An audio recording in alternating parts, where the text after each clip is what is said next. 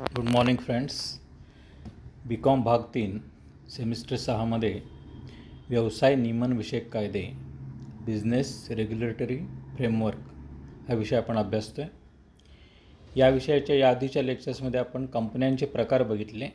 कंपन्यांचे प्रकार पाहत असताना सरकारी कंपन्या, सांविधिक कंपन्या, सनदी कंपन्या हा जो पहिला प्रकार आहे, नोंदणीनुसार वर्गीकरणाचा प्रकार आहे, तो आपण बघितलेला आहे.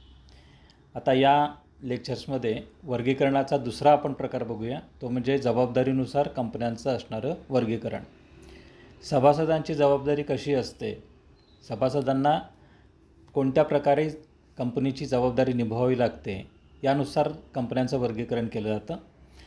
ते म्हणजे पहिला येते अमर्यादित कंपनी. अमर्यादित म्हणजे ज्या सभासदांच्या जबाबदारी ही अमर्यादित स्वरूपाची असते, अशा प्रकारची कंपनी. जसं आपण एकल व्यापाराच्या बाबतीमध्ये बघतो किंवा भागीदारी संस्थांच्या बाबतीमध्ये बघतो की भागीदारी संस्थांचे सभासद किंवा भागीदार आणि त्यांची वैयक्तिक प्रॉपर्टी ही या ठिकाणी एकच मानली जाते, किंवा एकल व्यापारी आणि त्याची वैयक्तिक प्रॉपर्टी ही एकच मानली जाते. म्हणजे व्यवसाय वेगळा नसतो आणि त्याची प्रॉपर्टी वेगळी नसते. त्याच पद्धतीनं अमर्यादित कंपनीच्या बाबतीमध्ये देखील त्यांची जबाबदारी ही अमर्यादित स्वरूपाची असते. म्हणजे कंपनी समजा बुडली आणि देणं जर द्यायचं असेल तर त्या सभासदांना त्यांच्या भागांच्या प्रमाणापेक्षा किंवा भागांच्या मूल्यापेक्षा जास्त रक्कम, जेवढी आवश्यक आहे तेवढी रक्कम तुम्हाला द्यावी लागते. म्हणजे समजा एखाद्या व्यक्तीनं अशा कंपनीचे 10,000 रुपयाचे भाग घेतलेले आहेत, 10,000 रुपये दर्शनीय मूल्य आहे, आणि समजा देणं 20,000 रुपये लागत असेल तर त्याच्याकडून 20,000 रुपये वसूल केले जाऊ शकतात. त्याच्या प्रायव्हेट प्रॉपर्टीतून त्याला ते पैसे द्यायचे असतात. अशा ज्या कंपन्या आहेत त्यांना अमर्यादित कंपन्या असं म्हटलं जातात. परंतु सध्याच्या काळात ही फक्त व्याख्यापुरती व्याख्या आहे. अशा प्रकारच्या कंपन्या, अमर्यादित जबाबदारी असणाऱ्या कंपन्या फारशा अस्तित्वात नसतात. त्यानंतरचा दुसरा जो प्रकार आहे जबाबदारीनुसार, तो म्हणजे भाग आणि मर्यादित कंपनी. बहुसंख्य कंपन्या या भागांनी मर्यादित कंपन्या म्हणून ओळखल्या जातात. व्यक्तीकडं जेवढे भाग आहेत किंवा भागांचं दर्शनीय मूल्य जितकं आहे तितकीच त्याची जबाबदारी असते. मग ते 1,00,000चे भाग असतील किंवा भागांचं दर्शनीय मूल्य 1,00,000 रुपये असेल तर तुमची जबाबदारी फक्त 1,00,000 रुपयावरती मर्यादित असते. त्यापेक्षा जास्त तुमची संपत्ती इथं जाऊ शकत नाही किंवा बुडू शकत नाही. म्हणून याला म्हटलेलं आहे भागाने मर्यादित company, limited company, limited buy shares. बहुसंख्य किंवा अगदी 99% कंपन्या या प्रकारच्या कंपन्या असतात.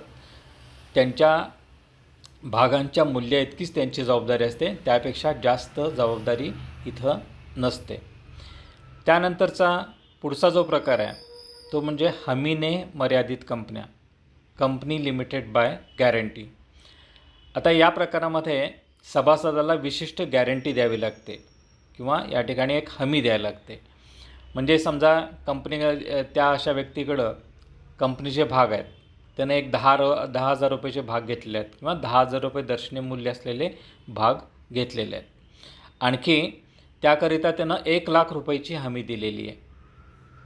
या भागांकरता किंवा या कंपनीकडे 1,00,000 रुपयांची हमी दिलेली आहे.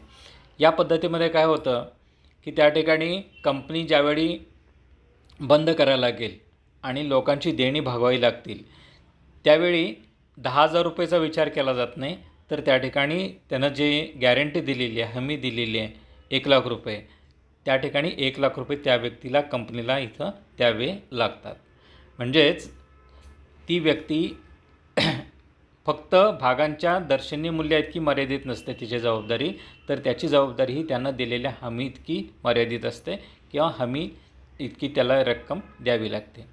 आता या प्रकारच्या कंपन्या देखील फारशा अस्तित्वात नाही आहेत. ही फक्त व्याख्या म्हणून घेतली जाते. या कंपन्या फारशा अस्तित्वात नसतात. थोडक्यात अमर्यादित जबाबदारी असणाऱ्या कंपन्या, आणखी हमीने मर्यादित असणाऱ्या कंपन्या या फारशा अस्तित्वात नाही आहेत.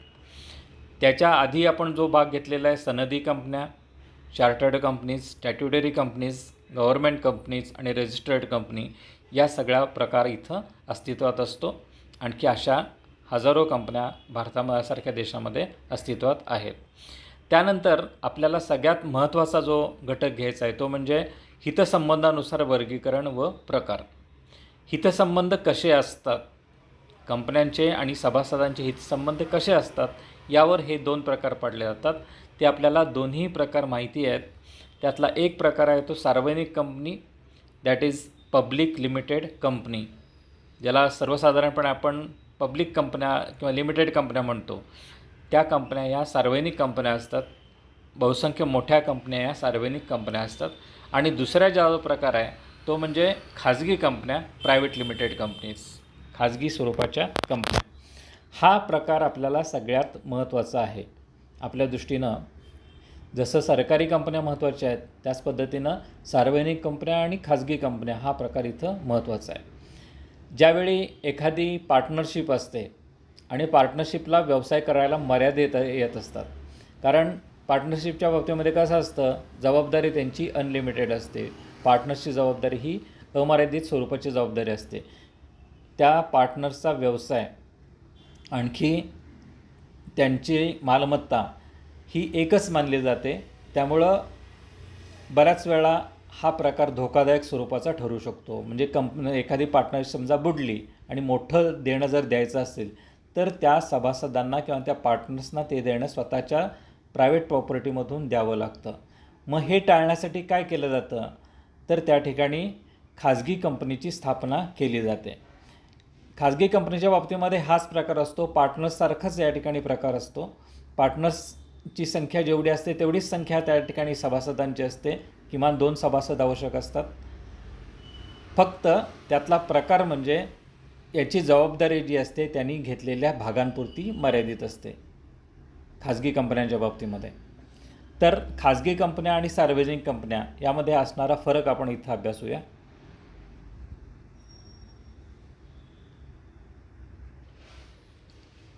त्यामध्ये पहिला जो मुद्दा आहे तो किमान सभासद संख्या. ज्यावेळी कंपनी खाजगी असते त्यावेळी किमान 2 सभासद आवश्यक असतात. किमान 2 सभासद असले पाहिजेत. तर सार्वजनिक कंपन्या ज्या असतात त्या कंपन्याच्या बाबतीमध्ये सभासदांची किमान 7 सभासद आवश्यक असतात. म्हणजे 7 लोक एकत्र आले आणि त्यानं भांडवल घातलं तर त्या ठिकाणी सार्वजनिक कंपनी इथं स्थापन केली जाऊ शकते. कमाल सभासदांच्या बाबतीमध्ये म्हणजे जास्तीत जास्त संख्या जी आहे ती खाजगी कंपन्यांच्या बाबतीमध्ये जास्तीत जास्त 200 सभासद घेता येतात.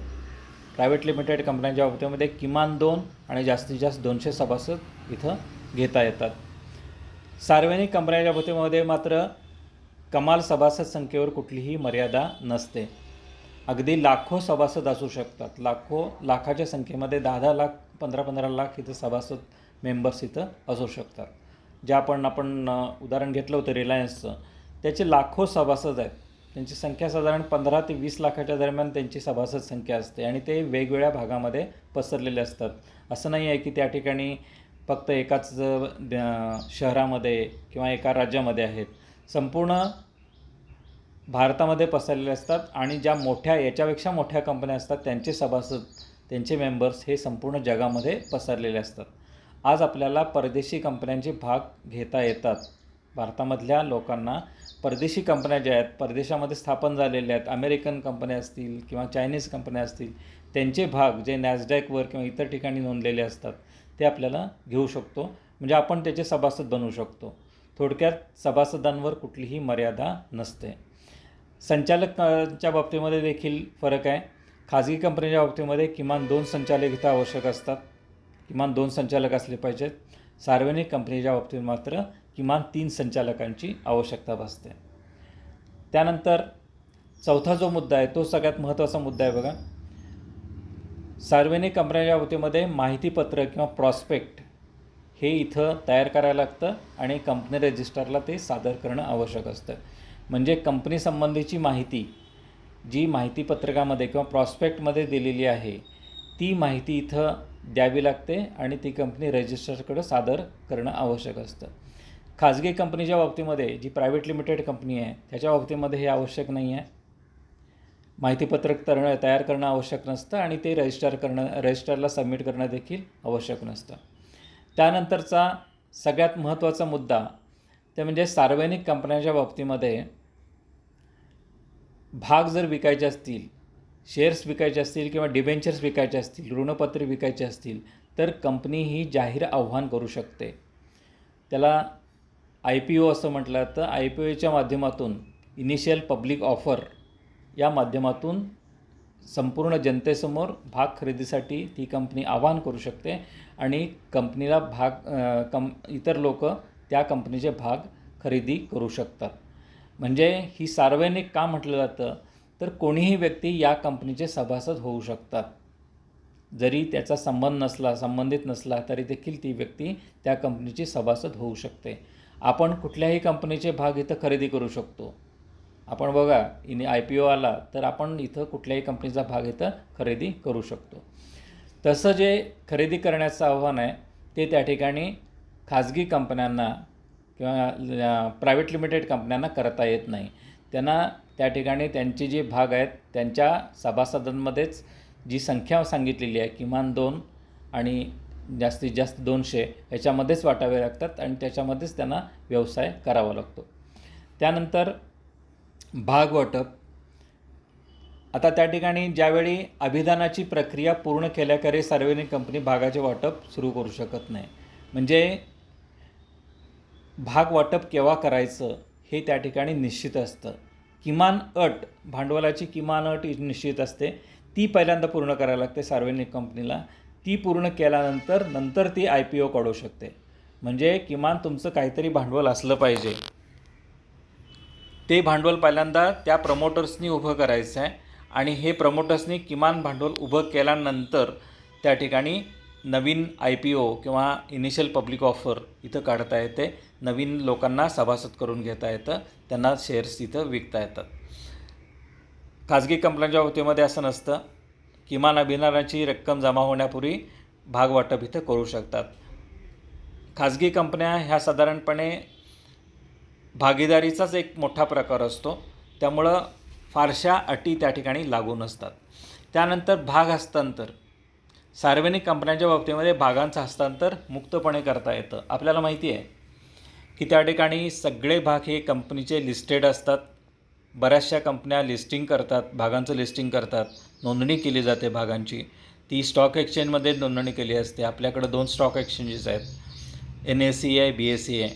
त्याच्यावर ह्याची नोंदणी केली जाते आणि आपल्याला पाहिजे तेव्हा ते भाग विकता येतात, पाहिजे तेव्हा खरेदी करता येतात.